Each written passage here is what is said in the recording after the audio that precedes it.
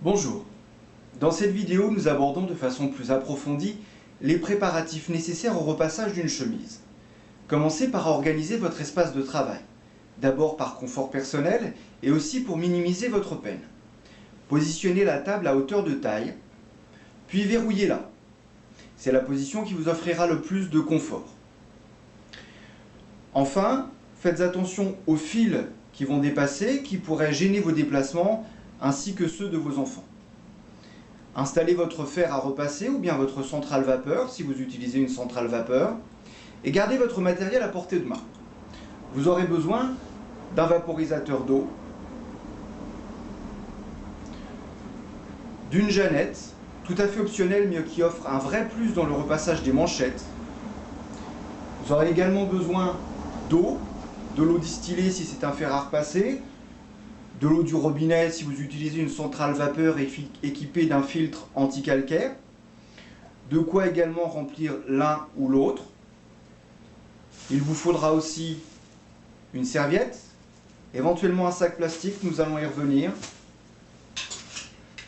des cintres, un emplacement où les accrocher, et bien entendu du linge. Je vous conseille toujours de repasser vos chemises quand elles sont légèrement humides. Humide ne signifie pas trempé.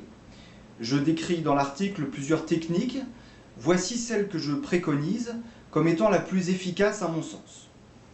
Tout d'abord, prenez votre chemise, installez-la face à vous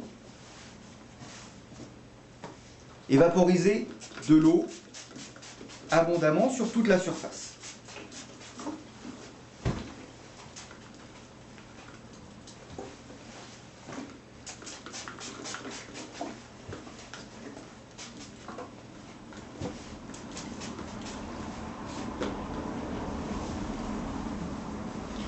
Pliez ensuite le col en deux, comme ceci, et roulez l'ensemble de la chemise en gardant bien les manchettes à l'intérieur de celle-ci.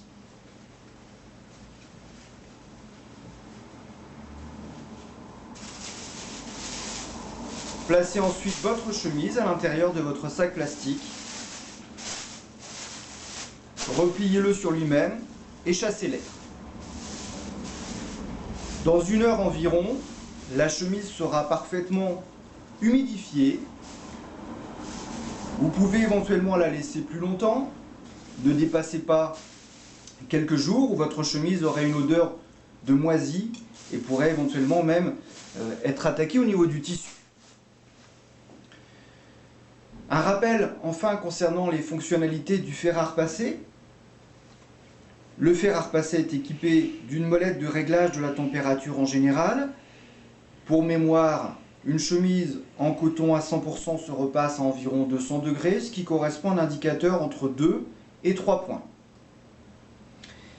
Il y a bien souvent une option vapeur que vous pouvez utiliser pour favoriser la glisse.